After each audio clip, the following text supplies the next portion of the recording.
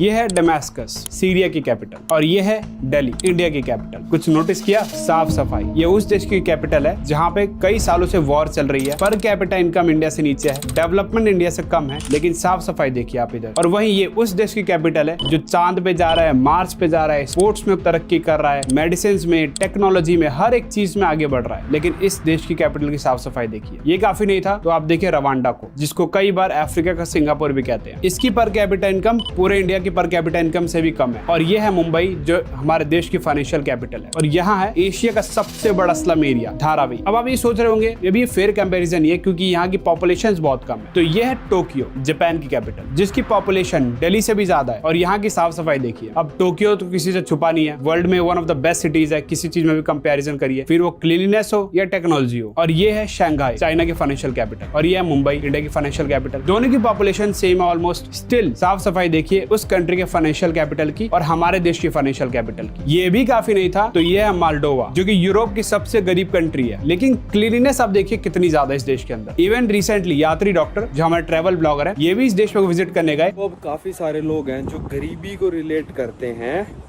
गंदगी से, कि अगर कोई कंट्री गरीब है तो वो गंदी होगी। तो भाई ऐसा बिल्कुल भी नहीं है। कल से हम जब से आए हैं ना, सड़क पे कुछ भी हमको मतलब पड़ा हुआ नहीं दिखा, बिल्कुल साफ सफाई चकाचक। वो तो मैं आपको भी दिखाऊंगा। और वो भी इसी बात से शौक थे कि ये यूरोप की सबसे गरीब कंट्री है, तभी भी यहाँ साफ सफाई कई अमीर कंट्री जैसे इटली से भी अच्छी है। तो इससे एक बात तो पता चल गई कि गरीबी और गंदगी का कोई कोरिलेशन नहीं है। कई सारे एग्जांपल्स हमने देखा, फिर वो डेमास्कस हो, मालडोवा हो, रवांडा हो, इवन बगदाद या कोलंबो हो। लेकिन आखिर ऐसा है क्यों? हमारा भारत इतनी तेजी से हर एक फील्ड में तरक्की कर रहा है, इवन हमारी इकोनॉमी दुनिया की 4th लार्जेस्ट इकोनॉमी होने जा रही है, फिर भी हमारी सिटीज इतनी अनहाइजीनिक क्यों है? जहाँ देखो कूड़े के पहाड़, स्लम एरिया, गंदे रोड्स, पुअर इंफ्रास्ट्रक्चर। आखिर ऐसा क्यों? इसके मेन रीजंस है क्या? और मैं आपको इसका उदाहरण हमारी मेजर सिटीज से ही दूंगा, लाइक मुंबई, दिल्ली, बेंगलोर, क्योंकि यही है हमारे देश का फेस और यही रिप्रेजेंट करती है हमारे इंडिया को ग्लोबली। चाहे बाहर से टूरिस्ट घूमने आए तो वो सबसे पहले इन्हीं शहरों में आते हैं और फर्स्ट इंप्रेशन यहीं से बनता है। और हमें भूलना नहीं चाहिए कि first impression is the last impression. तो इसके बहुत सारे रीजंस हैं, जिसमें मैं पॉइंट बाय पॉइंट आपको लेके चलता हूँ।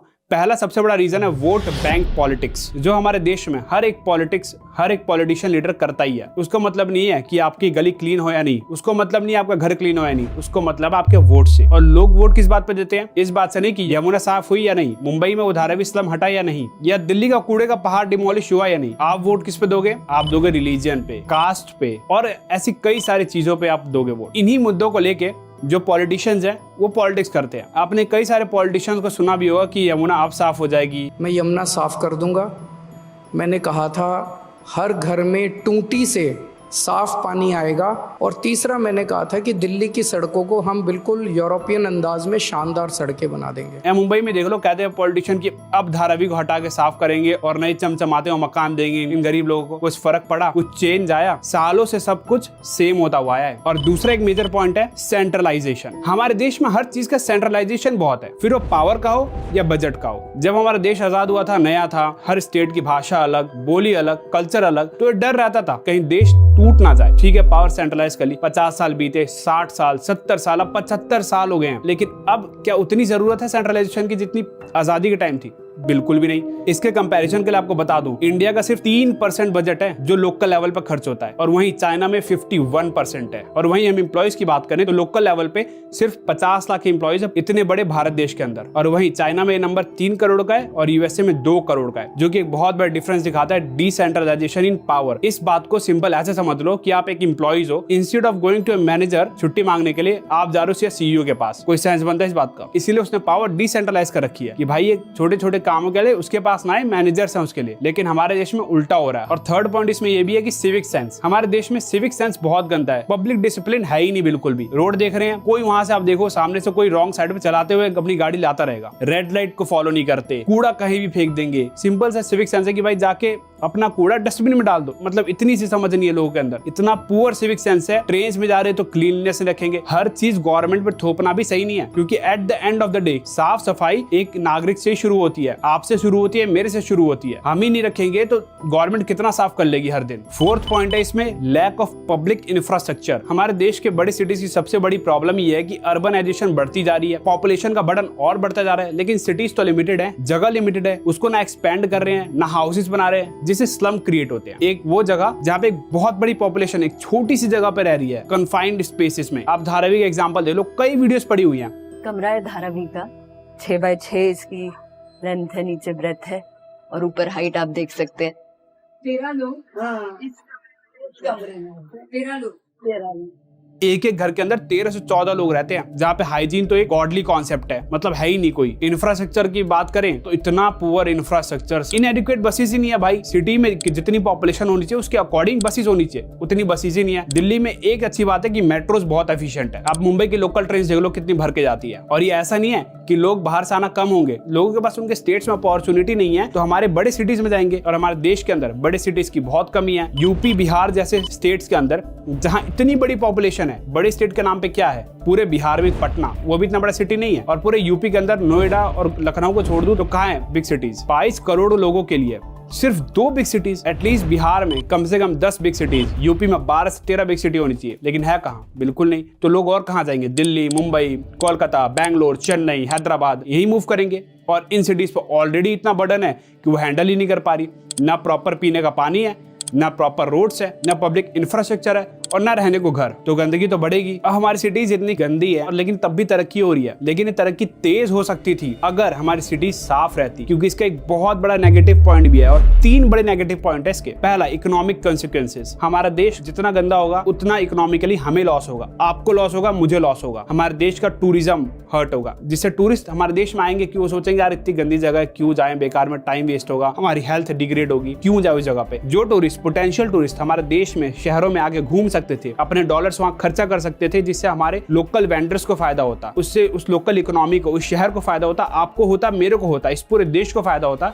वो अब नहीं होगा, क्योंकि वो टूरिस्ट आया ही नहीं। क्यों? क्योंकि यार साफ सफाई नहीं है वहाँ पे। एक बेसिक चीज, साफ सफाई नहीं है वहाँ पे, सिर्फ इसलिए नहीं आया वो। इस साफ सफाई के ना होने की वजह से लोग बीमार पड़ेंगे, हॉस्पिटल जाएंगे, उनका और हेल्थ पे पैसा लगेगा। और जो इतने बड़े बड़े कूड़े का पहाड़ बने पड़े हैं, अगर वो ना होते, उनको अच्छे से हम मैनेज कर पाते उन वेस्ट को, तो वो जो कूड़े का पहाड़ है वहाँ पे हम प्रॉपर इंफ्रास्ट्रक्चर बना सकते थे, लोगों के लिए घर बना सकते थे, या वहाँ पे लोकल मॉल्स बना सकते थे, जिससे इकोनॉमी पे पॉजिटिव इंपैक्ट आता, लोगों को फायदा होता, देश को फायदा होता। इसका दूसरा प्रॉब्लम पब्लिक हेल्थ। सिर्फ इस एयर पोल्यूशन की वजह से पूरे इंडिया में 12 लाख लोगों की मौत हुई है ईयरली। और सोचो कितना ज्यादा दुख की बात है कि हमारे देश में लोग कैंसर, डायबिटीज से नहीं, पोल्यूशन से 12 लाख लोग मारे गए। जो की चीज हम कंट्रोल कर सकते थे, हमारे हाथ में थी वो चीज, वो हमने नहीं करी। ये खाली वहीं तक नहीं रुका, धारावी में इतना अनहाइजीनिक है माहौल कि वहां पे लोग रोज के रोज लाखों लोग बीमार पड़ते होंगे। और खाली धारावी क्यों, हमारे दिल्ली में जो गाजीपुर इलाका है, जो कि लिटरली प्रेसिडेंट्स हाउस से 40 से 50 मिनट की दूरी पे है, उसका ये हाल है कि वहां पे लोग बीमार पड़ते हैं, कैंसर जैसी बीमारियां होने लग गई है सिर्फ उस कूड़े के पहाड़ की वजह से। तो पब्लिक हेल्थ तो बहुत बड़ा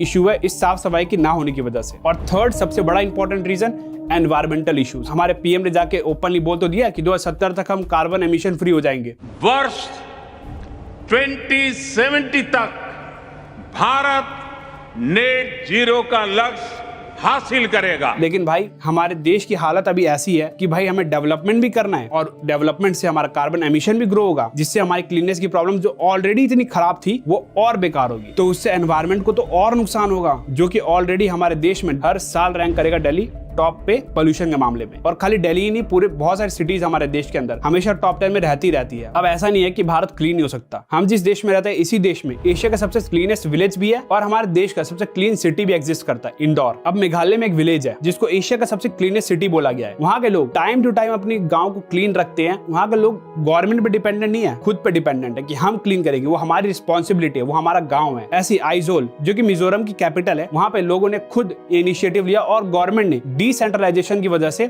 गवर्नेंस लोकल लेवल पे पहुंचाई, जिससे कि लोकल लेवल पे अकाउंटेबिलिटी है कि अगर सिटी क्लीन नहीं रही तो ये अकाउंटेबिलिटी तुम्हारी है, और गवर्नेंस बेटर हो पाई इससे, जिससे लोकल लेवल पे आके लोकल एम्प्लॉइज ने अपना काम अच्छे से किया और वहाँ के लोगों ने अपनी रिस्पॉन्सिबिलिटी देखते हुए अपना काम अच्छे से किया। आइजोल इतनी क्लीन सिटी है और वहाँ का एयर क्वालिटी इंडेक्स देखिए और अब दिल्ली का देखिए, जमीन और आसमान का फर्क है। इंदौर ने तो कंसिस्टेंटली कई सालों से क्लीन सिटी ऑफ इंडिया का अवार्ड लिया है। Door to door garbage collection वहाँ पे बहुत बेस्ट है। 100% वेस्ट सेग्रीगेशन होता है वहाँ पे। जितना वेस्ट होता है वहाँ पे उसको प्रॉपर रिसाइकल किया जाता है। सूखे कचरे को अलग, गीले कचरे को अलग। वहाँ पे कंपोस्टिंग प्लांट्स सेटअप किए गए। जितना वेस्ट है उसको कन्वर्ट किया गया यूजफुल प्रोडक्ट्स में या बायोगैसेस में, जिससे उसका प्रॉपर यूज हो पाए इंस्टेड ऑफ वेस्टिंग देम। वहाँ पे सिटीजन का पार्टिसिपेशन भी बहुत अच्छा था, जिसकी वजह से सिटीजन जो वहाँ के रहने वाले लोग हैं उन्हीं को फायदा मिला। At the end of the day उन्हीं की सिटी क्लीन रही, पोल्यूशन फ्री रही, जिससे पब्लिक हेल्थ की दिक्कत नहीं हुई। वहाँ पे उन्होंने उस जगह को मेंटेन किया जिससे टूरिस्ट आ रहे हैं, वहाँ पे स्पेंड कर रहे हैं, वहाँ के लोगों को पैसा मिल रहा है। तो ओवरऑल एक सिटी को क्लीन रहने के लिए किसी बाहरी फोर्स की नहीं, सिटीजन की पार्टिसिपेशन की जरूरत होती है। तो अब इसका सोल्यूशन क्या हो सकता है? सोल्यूशन बहुत सिंपल है। गवर्नमेंट से ज्यादा ये आपकी और मेरी जिम्मेदारी है कि हम अपनी सिटी, अपनी गली को क्लीन रखें, क्योंकि कोई पीएम और सीएम आके आपकी गली साफ नहीं रखेगा। वो आपकी जिम्मेदारी पहले है,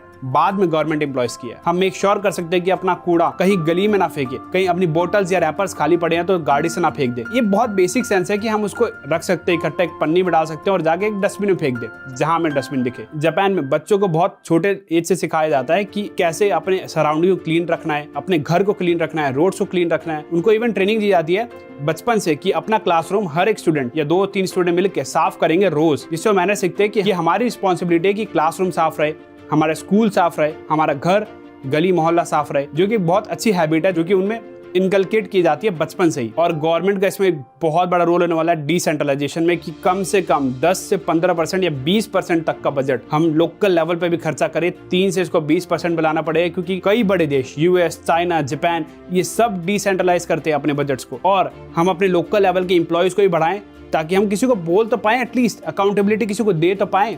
हम शिकायत करने जाते हैं, म्युनिसिपैलिटी का ऑफिस ही बंद पड़ा है, किसको बोलें? अब सीधा पीएम को ट्वीट तो करेंगे नहीं, या पीएम को तो मैसेज करके बोलेंगे नहीं कि भाई मेरी गली गंदी साफ कर दो। तो किसी को तो रिस्पॉन्सिबिलिटी लेनी पड़ेगी। दूसरा आता है पब्लिक इंफ्रास्ट्रक्चर। बहुत जरूरी है कि धारावी का रीडेवलपमेंट हो, ये लैंडफिल हटे, जहाँ पे हम हाउसेज बना सकते हैं, हम अपनी सिटीज को एक्सपेंड कर सकते हैं, हाउसेज बना सकते हैं। और जो स्लम में लोग रहते हैं उनको रहने के लिए एक प्रॉपर पक्का मकान दिया जाए, बसेस के नंबर्स बढ़ाए जाएं, पब्लिक ट्रांसपोर्टेशन को सुधारा जाए, जिससे लोग अपने कार्स कम यूज करें और पब्लिक इंफ्रास्ट्रक्चर को ज्यादा यूज करें। इसमें हम ग्लोबल लोगों सीख सकते हैं, जैसे सिंगापुर जो कि बहुत स्ट्रिक्ट है when it comes to cleaning. Sweden से हम सीख सकते हैं वेस्ट मैनेजमेंट के बारे में, कैसे उन्होंने zero waste through advanced recycling achieve करी। ये सब उनसे सीख सकते हैं हम लोग। एक बहुत बेसिक चीज है जो हमारी गवर्नमेंट इंप्लीमेंट कर सकते हैं इंडिया में, लेकिन at the end of the day बात वहीं आ जाती है, वोट। आपका वोट, मेरा वोट मैटर करता है। तो इसमें हमारी रिस्पॉन्सिबिलिटी बहुत बड़ी है कि आप और मैं अपनी गवर्नमेंट से क्वेश्चन भी ये पूछना शुरू करें कि यमुना अभी तक साफ क्यों नहीं हुई, ये स्लम का रीडेवलपमेंट कब होगा, ये हमारी सड़कें क्लीन कब होंगी। इससे हम बहुत इंपॉर्टेंट मुद्दा बनाएं हर इलेक्शन के टाइम पे, ताकि गवर्नमेंट इसको चेक में रखे